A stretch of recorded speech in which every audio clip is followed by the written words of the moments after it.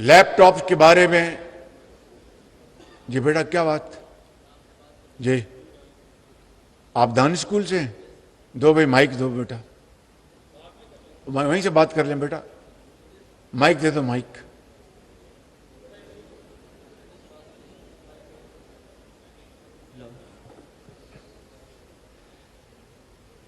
سر میں دانش اسکول چشتیاں کا اسٹوڈنٹ ہوں ایکس اور فی الحال میں علامہ اقبال میڈیکل کالج میں فرسٹ ایئر MBBS کا اسٹوڈنٹ ہوں.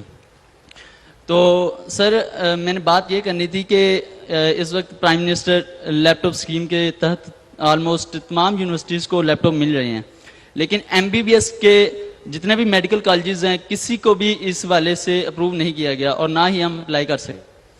تو سر آپ جانتے ہیں کہ MBBS جیسے کہ پاکستان کی ٹاپ ڈگریز میں آتی ہے اور دنیا بھر میں اس کو اچھا جانا جاتا ہے, تو ہم آپ سے یہ درخواست کرتے ہیں کہ ہمارے لیے بھی لیپ ٹاپ کی اسکیم جو ہے. بہت شکریہ جی, مہربانی. یہ بڑا جائز آپ کی بات ہے. میں وزیر اعلیٰ پنجاب محسن نقوی صاحب کی خدمت میں گزارش کروں گا کہ آپ لیپ ٹاپ کی اسکیم پنجاب میں اس کا دوبارہ اجرا شروع کر دیں. یہ آپ کی بہت بڑی کنٹریبیوشن ہوگی. بہت مہربانی. اور اسی بجٹ میں جو آپ کا 4 ماہ کا بجٹ ہے اس میں کوئی پروویژننگ کریں اور ان بچوں کو, اور صرف میرٹ پہ جس طرح ہم ماضی میں دیتے رہے, آپ کا رتبہ بلند ہوگا ان بچوں کو. دیکھیے کووڈ میں کیا ہوا.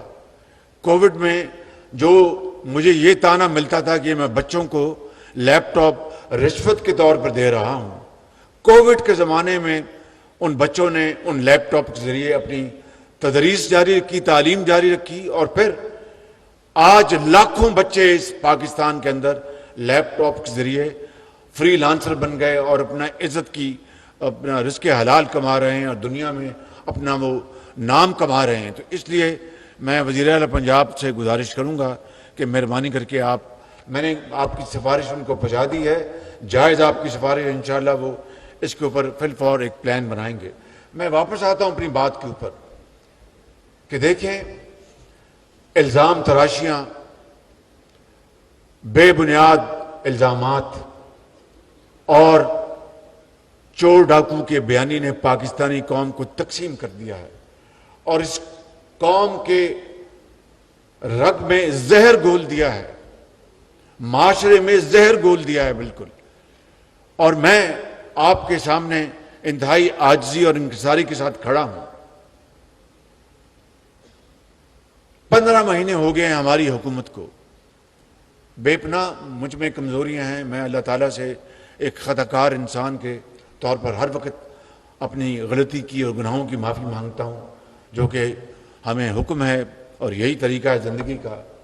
میں آپ کو آج گواہ بنا کر کہتا ہوں کہ 15 ماہ میں سیلاب سے لے کر,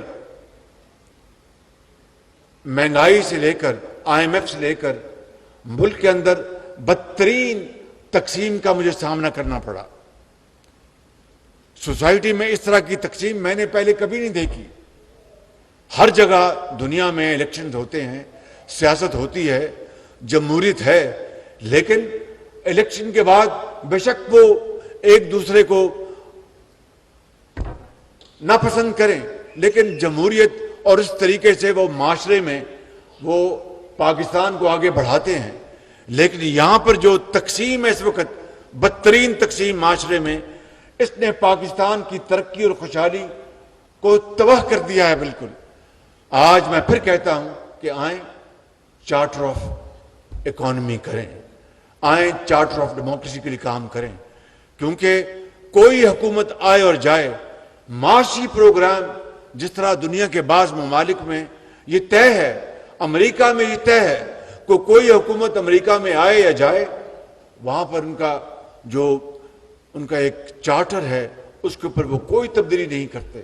ملک کی سالمیت, ملک کی ترقی, ملک کا معاشی پروگرام, ملک کی فارن پالیسی, اسی طریقے سے ہم پاکستان میں میں آج اس لیے یہ باتیں کر رہا ہوں کہ آپ اس ملک کا مستقبل ہیں.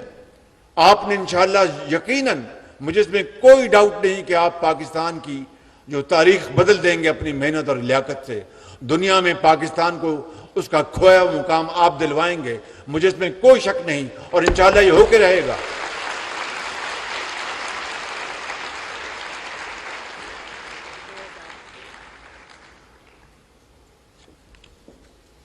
تو اس لیے چارٹر آف اکانومی، یہ صحافی محترم بھائی میرے سامنے بیٹھے ہیں، اس کے اوپر بات کریں، قوم کو اس کے اوپر لے کے آئیں۔